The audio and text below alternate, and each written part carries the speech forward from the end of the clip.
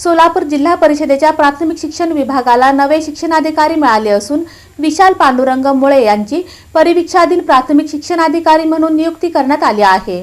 सोलापूर जिल्हा परिषदेच्या प्राथमिक शिक्षण विभागाला नवे शिक्षणाधिकारी मिळाले असून विशाल पांडुरंग मुळे यांची प्राथमिक शिक्षणाधिकारी म्हणून नियुक्ती करण्यात आली आहे। राज्याच्या शालेय शिक्षण विभागाने एकत्रित परिवीक्षाधीन प्रशिक्षण कार्यक्रम 10 अंतर्गत ही नियुक्ती केली आहे।